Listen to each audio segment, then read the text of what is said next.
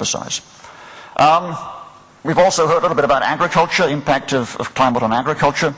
There's actually a recent study that was done by some of my colleagues of the impact of sort of business as usual scenario on agriculture in the United States. Suggests that by 2100, on a business as usual scenario, agricultural output in the United States could drop by between 50 and 70%. Now, the United States actually produces about 25% of world food. So a 50% drop in US agricultural output is a 12% drop in world agricultural output. And those forecasts are based purely on the impact of higher temperatures on the main crop growing regions of the United States. They're based on the assumption that there's no impact of climate change on water availability. So just heat stress alone would be enough to reduce US agricultural output by between 50 and 70% by 2100.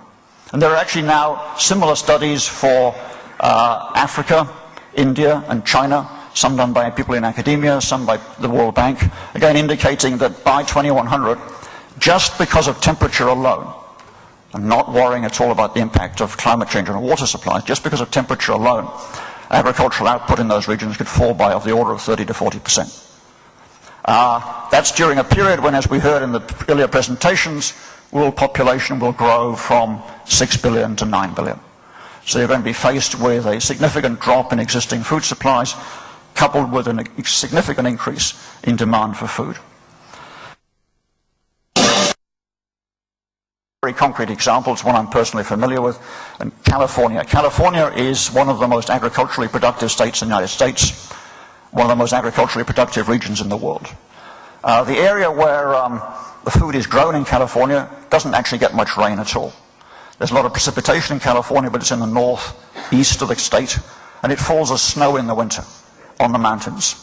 The snow stays in the mountains, and during the spring and summer it melts, and so you get water coming down the rivers in the spring and summer and providing irrigation for the crops when it's needed in the hot period of the year, the growing period of the year.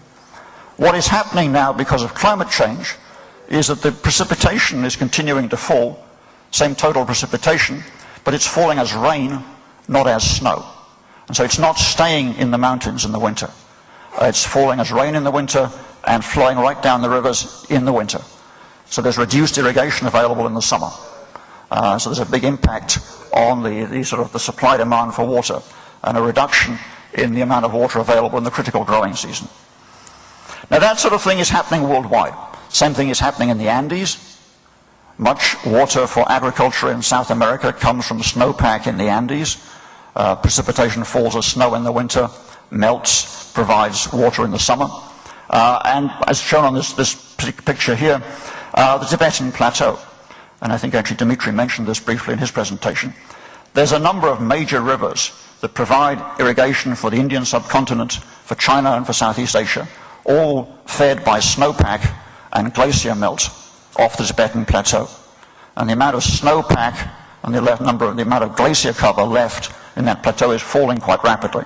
That's the source of the 6 rivers I mentioned here, the Indus, the Ganges, the Brahmaputra, Yellow River, Yangtze, Mekong.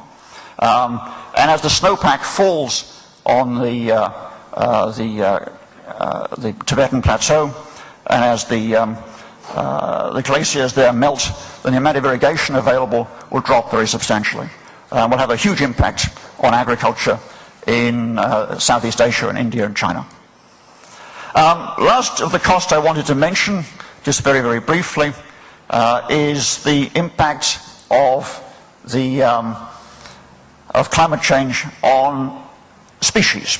The IPCC report mentions, almost in passing, without going into a lot of detail on this, that the business as usual scenarios for climate change will lead to the extinction of something like 30 to 40% of existing species. Let me repeat that number because it's a really striking number. Somewhere between 30 and 40% of the existing species could be extinct by the end of the century on a business as usual scenario. And the one I think what everybody has heard a great deal about at the moment is the polar bear, threatened with extinction because of the melting of ice caps. But there are many others that are in this category too. And this potential for extinction raises some very complicated issues, which again are very rarely discussed. The Stern Review, for example, didn't talk about these. None of the studies of the economics of climate change really look into these issues. Now, the possible extinction of large numbers of species raises, I think, both ethical and sort of utilitarian, down-to-earth dollars and cents issues. The ethical issue, obviously, is do we have the right to condemn to extinction, almost half of the species with which we share the Earth? And the utilitarian question is, will the extinction of so many fellow species affect us negatively? Those are complicated questions. I haven't got the time to go into those right here, but I think they're important things to think about. And there's some evidence that massive changes in the natural world around us, of the type indicated there, could have far-reaching consequences for human welfare. So let me just talk about the impact of the recession on these types of costs of allowing climate change to proceed. As I said before, and it's a fairly obvious point, but let me emphasize it, the costs of going green, the cost of not going green, the cost of allowing climate change to proceed are not reduced by the current recession. These are all costs that are a long way in the future, at least 10, 15 years off into the future on a significant scale, many at the end of the century and further ahead. So they're not affected by the recession because it won't be around then, but they're also not of the type of costs that will be affected by the recession. So the bottom line here is that there's a growing consensus amongst economists that the costs of inaction on the climate change front greatly exceed the cost of action. The cost of action, as I said, is somewhere of the order of 2% of world GDP, which is a big number, but the costs of inaction are very much in excess of that. Dimitri indicated that also briefly in his discussion earlier. And that the recession, if anything, tips the scales further in favor of action. The recession reduces the cost of taking action now because of the reduction in the opportunity cost of taking action.